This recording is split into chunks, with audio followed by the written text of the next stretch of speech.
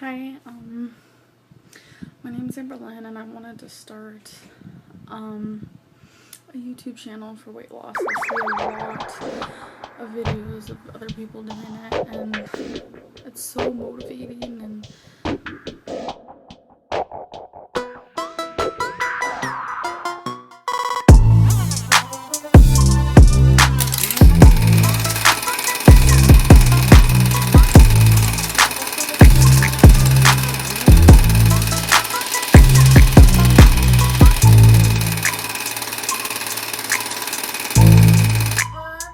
this leg hurts. I fell, so I hold on to here at first and then I go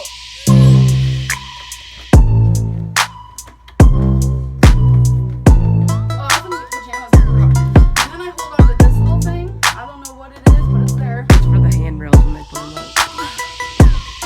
and then there's a thing right here. So I do that.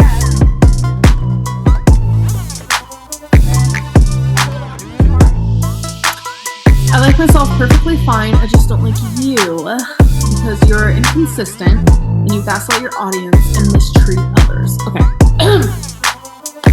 Let's say I do gaslight my audience. Who freaking cares? Who freaking cares?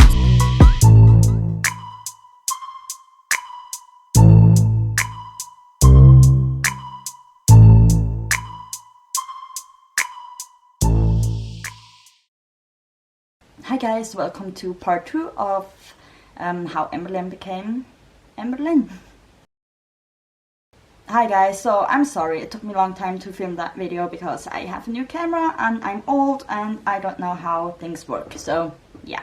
So where we left off last time was in early 2017 when she went through that breakup with Destiny. And back then I said that all that happened before, a lot of it actually wasn't her fault, that she was very young and actually in the beginning she was quite likable, and that a lot of the things that happened to her and not because of her. But I think that changed because now she's at that point where she starts fucking with people, basically, especially with her viewers and people in her life, and it's becoming more and more apparent that she is not the best human being, maybe. And if you go through her videos from that time, the 2017, 2018, 2019, it's actually quite strange. Because we changed from try-on hauls to mukbangs, back to crying videos, back to mukbangs, then again talking shit about us as viewers. Then it's all over the place, and she never established any kind of schedule or any kind of routine or any kind of anything. She basically was all over the place. But I actually think it's more calculated than one might think, because she knew at that point, she already knew what makes her viewers come back and what makes people subscribe to her. And it's not her pretty face or her cute laugh or I don't know. It's her drama, right? It's her being strange. It's her being TMI. It's her being a train wreck, and she knew that. And it's also her being overweight, of course. It's her it's herself abusing her body and then crying about it, and the next day hating us for telling her that she might want to change something. And so she started that kind of dance with herself and us. And that's what becomes her cycle, you know, that what people now call Amberlynn's cycle. We all know her cycle, how she starts with a new weight loss program, and she garners a little bit of sympathy, and we all think, yeah, and we want to support her, and we think, yeah, go you, and you know, all that. And then the ignorance starts to come in, you know, the mukbangs that are clearly unhealthy, or the trips to Walmart, just being her usual self while just still trying to keep up that front so she wouldn't get that much hate. But eventually she gets that hate, and then she starts, of course, crying about it, all the hate, she doesn't like it, why, she's trying so hard, she's sick, she's an addict, blah blah blah, all that kind of bullshit. And then the manipulation comes in, right? Actually the weight loss doctor, it was all his fault. I do have a lot going on up here. So as you guys know, a couple weeks ago, I went to a weight loss doctor. I was like amped up. I was gonna do whatever this doctor told me to do. But I do find some things odd and strange. For someone my size, a lot of people my size, they get told that weight loss surgery is right for you. This is how you're going to save your life. But he didn't want to give me weight loss surgery. I had told him I had the money, and he still explained to me he didn't think weight loss surgery was going to make me lose weight. Second thing is this broccoli situation. So he didn't mention anything of fruits and vegetables, not a single thing. And for some reason that shocked me, because I feel like a good nutritional diet is to have fruits and vegetables. Like, he talked a lot about himself. He was like, exactly, you know, just a piece of meat. You can even go to McDonald's and have cheeseburgers if you wanted, just take off the bun. But he wasn't mentioning like fruits and vegetables. He never wanted me to lose weight. He actually told me that I could actually never eat vegetables. He told me I should go and eat fast food. That's what he told me. I would never do such a thing. I would be skinny.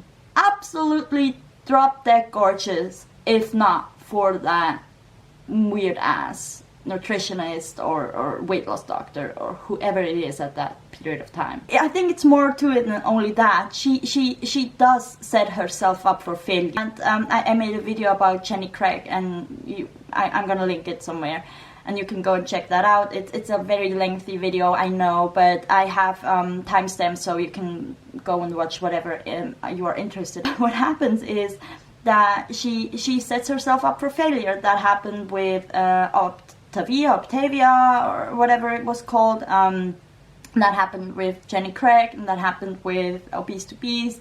It happens every single time because she doesn't take advice correctly, right? She wants something or someone to tell her what to do, so she doesn't have to think for herself, or so she feels like she doesn't have to put in the work. I was so like amped and like high off of the thought of finally putting my life and my diet, my food, into someone else's hand. But what she doesn't understand is that, first of all, yes, she has to put in the work. Getting out of unhealthy behavior, whether it is an addiction or an eating disorder, it takes a lot of work. And if someone like Obese to Beast tells her that she can eat 2,800 calories and still lose weight, then she might as well try that. I mean, it won't hurt her. But of course, she then goes and says, no, I want to eat less. I really want to lose weight. As if, I'm sorry, as if she would never eat more than 2,500 calories, like, whatever. So, and Jenny Craig or Octavia, these are scams, basically. At the end of the day, these are scams. As I've said, I did a video about Jenny Craig, and in that video I explained that there were so many lawsuits filed against that company. There were people suffering from miscarriage, from gallbladder disease, from so many things because of that food. There were people starting that program that were healthy at the beginning, and when they were done with the program, they had an eating disorder. And she doesn't do any research, right? She just takes something, maybe she gets sponsored. I believe in the last video she said she has some weird code for Freshly, so I believe she gets sponsored from time to time. And she doesn't do her research, right? She just jumps in and does these crazy diets, and these crazy diets, they are there to make money and not really to help people, especially not people with a real problem, with a real issue. Now we have that Amberlynn that's in that conflicting place in her life. I believe that she wants to lose weight. I believe that she would like to be skinny for many reasons. And I believe some of these reasons are valid, and I believe some of these reasons are pretty shallow, but I mean, there are reasons, right? But she also understands that she makes money with her body, that she is catering to feeders. And I mean, she just started a OnlyFans page, right? So she is trying and will further pursue making money with her body besides YouTube, you know? So what do I think does the future hold for Amberlynn? Frankly, I don't know. I would hope that she would change, but I don't think so, because for an addict to change, they either have to hit rock bottom, or something has to happen, or something around them has to change, or something drastic has to happen within them, and I don't see that for Amberlynn at all. She has an enabler as a fiance. She has not a very healthy family around her, so I don't think there's anything gonna change. And I actually also blame Becky for that. I don't see Becky as a victim of Amberlynn. I slowly start seeing Amberlynn being the victim of Becky. And I'm not saying that that any of these women are real victims, you know. They are both very toxic to each other, but I do believe that being an enabler to an addict is a very bad thing. And calling that love and calling that caring, it's to me, that's so toxic. And I know what I'm talking about. I used to be an enabler myself. I used to be an addict, but I also used to be an enabler to my friends. And I stood in front of caskets. I went to funerals of people that were so young that died of overdoses. And I had partially to blame myself. And I don't want that for Becky. I don't want that for her at all, but that's where they are heading, right? They are heading towards a disaster. But you guys, what can we do, right? What can we do? We can sit back and watch and talk about it, right? I mean, that's probably very unhealthy as well, but we are people as well, right? Aren't we?